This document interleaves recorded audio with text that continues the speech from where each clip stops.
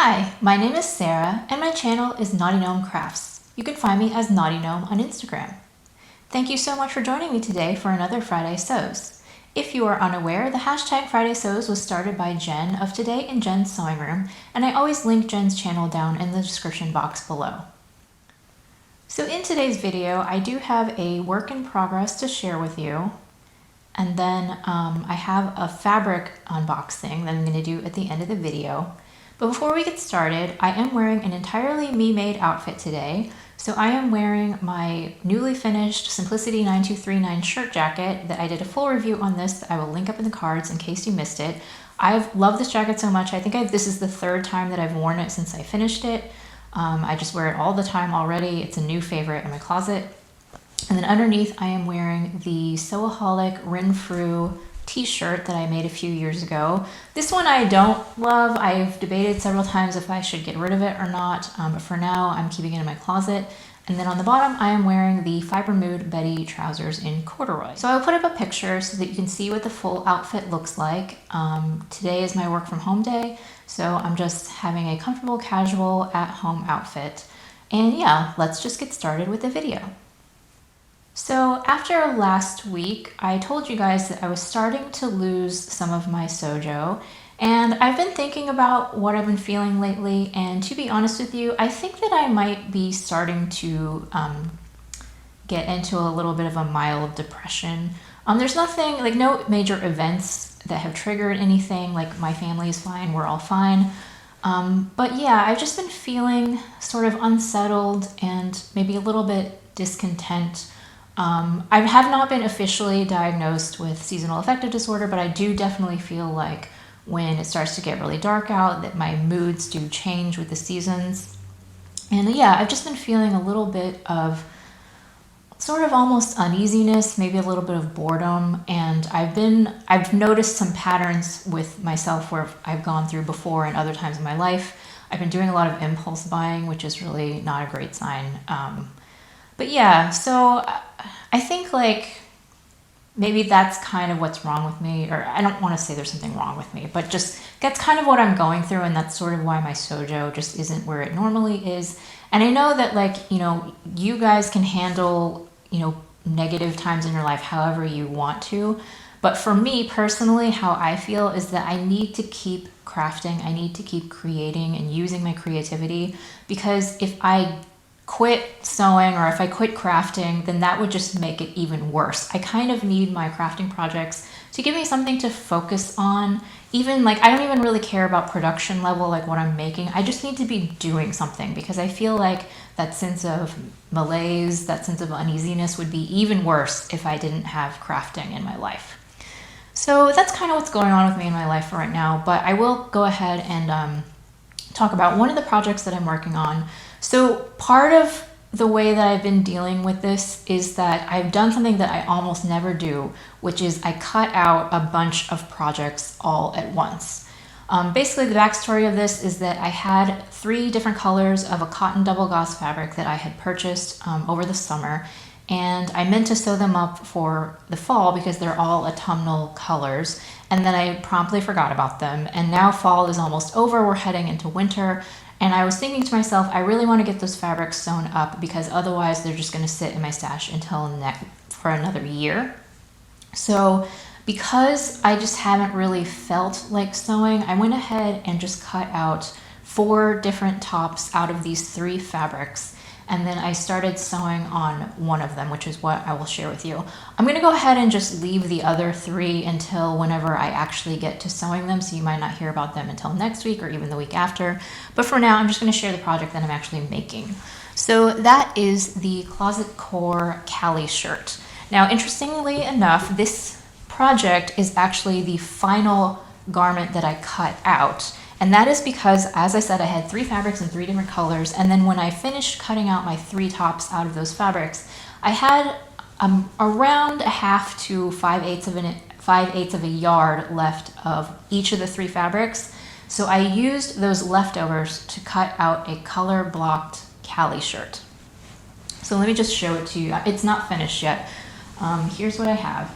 So the 3 colors that I have like this rusty orange color, and then I have sort of this caramel brown, And then the third color is sort of like, kind of like a raisin. It's sort of a purpley brown color. And I'm not sure the camera's really showing it super accurately, but those are the three fabrics. And although probably I would not have chosen these three for a color block top if I were starting from scratch, I do think that it's a good way to utilize the leftovers and not let them just languish in the stash. So I'm happy with that I was able to use up fabrics that were remnant pieces and get them sewn up so that they're not just hanging out in the stash forever. So I landed a fabric to do the cropped version. So that's the one that I'm working on. I cut out a size 0, and so I am at the stage where I'm about to put on the hem facing, and then I need to do the collar and the cuffs, and then do the buttons and buttonholes, and then this will actually be finished. Now I'm not going to do a full review for this pattern because this pattern has like thousands of projects on Instagram, so like I just feel like it's not really necessary for me to do a full review. But what I will say is that I am following the instructions, but also just deviating where I feel like it makes more sense to me. I think this pattern was geared towards people who've never made a shirt before, and at this stage I've made several button-up shirts. So some of the instructions are just a little bit dodgy to me, and I'm just doing it the way that I've done to make shirts in the past, and that seems to be working out fine. So yeah, I mean, I don't think there's anything wrong with the instructions the way that they are. It's just because I'm used to doing things a different way that it's sort of like, why did they do it this way? That doesn't make any sense. And so I'm just doing it the way that it makes sense to me. So like, just to give you an example, one of the things is they don't actually have you stay stitch the neckline until like way later in the process. And that was the very first thing that I did, was I cut out my pieces and then I stay stitched the neckline so that it won't stretch out. Just little things like that. I'm not using my serger on this one. I did do the, what do you call them? The flat felled seams for the side seams, and everything else is enclosed. I want to say that also another deviation that I did was the burrito method yoke construction was just a little bit convoluted to me. Like there were extra steps that didn't seem necessary. So I did like the joining of the yoke seam like all in one instead of in 2 steps. Like I said, just things like that. So this double gauze, I'm starting to have kind of a love-hate relationship with double gauze. Like I like the fabric, but it is really challenging in terms of, because it's so light and airy that it wants to stretch out. And so like basically lining up these 2 pockets and making them look perfect was kind of impossible. And so I don't know like how closely I can show you, but my pockets are both a little bit wonky, and I'm not entirely sure that they really line up appropriately this way. I don't think it's too bad, but it's not perfect. But with the double gauze, like I think that's the best I can do. I think that if I wanted it to be perfect, I would need to interface the entire pocket and then re-sew it on, and I don't really want to do that. But I did really want to have 2 pockets so that I could have the inverse fabrics. Like I just wanted that effect. So I'm willing to live with the wonkiness. It's not that big of a deal. If I'm going to be honest with you, I'm not even sure that I'm going to wear this shirt because I don't really like it. I don't mind doing like color block experiments, but I don't know that I'm a color block person, or at least not in these colors. I don't know, but I'm going to finish this shirt, and hopefully I'll get it done in time for the Sew Shirty 21 challenge. I think that they extended it for like another week or something.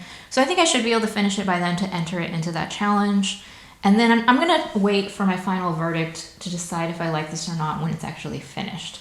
But yeah, this is what I have so far. And that is the only thing I have. Well, I cut out those other projects, but then this is the only thing that I've been sewing this week. Nothing finished. So the only other thing that I have for you this week is I'm going to do a fabric unboxing. So as I was saying before, like I've been buying a lot of random things, and you're going to be seeing them in future videos on Fridays probably. I'll go ahead and show what has arrived in the mail. But one of the places that I bought from was Metro Textiles. Now, I have never shopped from them before, but I've heard of other YouTubers buying from them. And I don't know if I might have just fallen for this. Like, I don't know if they do it all the time, but when I went to their website, everything on the entire site was 50% off, which seemed really good. And so I made a purchase, and The box arrived in the mail, so I'm not gonna lie to you, I've never bought from them before. The website was a little bit dodgy. It was really hard to tell sometimes like what the fabrics were like based on the website pictures. So I kind of don't really know what I'm getting, which is why I'm doing this unboxing with you, because we're gonna open it up and you'll see my real reactions in terms of whether or not I like this shop and I wanna order from them again. Let me see if I can grab this. So this is the box. It's very like bowed. I'm trying to cover up my address. It's very like bowed at the top, and so it's not super encouraging. I'm gonna have to be really careful when I open it so that I don't cut any of the fabric that's inside. So I'm gonna go ahead and grab a pair of scissors and carefully cut open this box, and then we're gonna go through what I got together, because to be honest with you, I don't really remember what I bought. Okay, so the box is open. I did not cut any of the fabric. I got all the plastic off, and it did come with an invoice so that I can tell you as I go what I got and how much it was. So I'm just gonna grab from the top. The first thing that I bought was cotton French terry in dark navy, and I got 2 yards, and it was $13.50 for the 2 yards because I got 50% off. So I think this is the back side because it's the loopy side. Let me try to get this so that you can see the right side. So this is what it looks like. Vertically, not too much stretch. Horizontally, not hardly any stretch. So this is not a very stretchy fabric. I think it'll be okay for what I wanted it for. So the reason that I bought this, it's a nice weight too. It's like not super thin, but it'll be good for the purpose that I want it. So I had been chatting with Michelle from Michelle Sews Again. I think when she had purchased her like Love Notions haul, she had bought the boyfriend cardigan, and it sort of triggered in my mind that like, oh yeah, I have that pattern and I've made it before. I made a navy hooded cardigan and I really liked the pattern. I really liked the cardigan, but I don't have it anymore because at the time I had purchased at the time that I'd made it up, I made it in a fabric that was just really poor quality, and it got really pilly, and it actually got holes in it like super quickly. So I ended up getting rid of that cardigan, and so essentially I bought this cotton French terry in navy in order to just duplicate that cardigan again. So I just want it to be a hooded long line cardigan, and even though this isn't hard, it basically has no stretch, I think that'll actually be fine for a layering piece like a cardigan. So I think that'll work. It feels like okay. It doesn't feel bad. It doesn't feel super cheap or anything. But yeah, it seems fine. And for $13.50, I think that's a good price for 2 yards. Okay, the next piece is called Double-Sided Cotton Plaid Voile in black and white. I got 2 yards for $12.50. So this is really pretty and it feels super soft. And it is sheer, like I think it did say on the website that it's pretty sheer, so I was expecting that. And it's a voile, so like I figured it was gonna be pretty like lightweight. And this seems really nice actually. So I love plaid, and I just have the association in my brain that when you buy plaid, you have to make a button-up shirt. And I love plaid button-up shirts, but I actually bought this with the thought of trying to get out of my comfort zone and make something that's not a button-up shirt. So I still want to make a top because it is so sheer, but I was thinking I could make some sort of pullover blouse with big puffy sleeves, and just do something a little bit different that's not a shirt with a collar. But yeah, just like a simple pullover blouse in this plaid I think would be really pretty and perfect for fall and winter. Super happy with this one. Okay, so the next piece is double knit rayon in royal blue. I got 2 yards for $16.50. And I didn't really know, it said double knit. I was expecting like a ponte-ish kind of feel, and that is basically what it feels like. It feels like crappy cheap ponte, I'm not gonna lie. It is supposed to be a rayon based ponte, which I prefer that to the poly kind. It is a beautiful color, and it's quite thin, like thinner than I would expect it to be. It's pretty stable. It has a good amount of stretch to it. But yeah, maybe the fabric will wash up and be a little bit softer, but like I'm really iffy on the pontes. Like I kind of need to feel ponte in person because some of it feels really smooth and nice, and some of it just has that more textured feel that I don't really like. and this is the latter. But in general, I do like it. I think that it'll be fine once I make it into something. I don't know for sure. I was thinking like a button-up cardigan out of this, but it is stable enough that I could possibly make pants, like pull-on pants. So I don't know. I'm just gonna have to wash it up and see how I feel about it. But this one's like, I think this one's okay. Next up, I got 2 yards of Pima cotton jersey in red, and it was $14.50 for this piece. So yeah, this is just a cotton jersey. It's super soft. I do like it. It's a little bit on the red, or I mean, I'm sorry, it's on the orange side of red, which is not my favorite, if I'm gonna be honest. But I think it'll be okay. I got this to make like a long sleeve t-shirt or top or something. And yeah, it's fairly lightweight, but it's not sheer. So yeah, I'm happy with this one. Maybe not the perfect color for me, but I don't think it's too bad. I do like this one.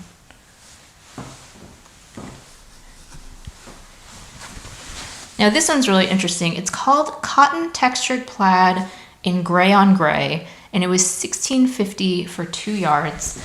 This was not quite what I was expecting. Like on the website, this is like, I mean, it is called textured, but like it has a really distinct like look to it. And I was expecting the background to be more solid, but I don't dislike it. It's really interesting, and it has an interesting feel to it. It's a little bit on the heavier side. I bought this because I want to make a pair of pull-on pants, like elastic waist pants, and I think that this will be really good for that. Yeah, I do like this fabric, and again, I feel like this is going to be the kind of thing that once I wash it, it'll be softer to the touch and more comfortable to wear. But I really do like this like window pane type plaid, and I think it'll be perfect for a pair of fall/winter pants.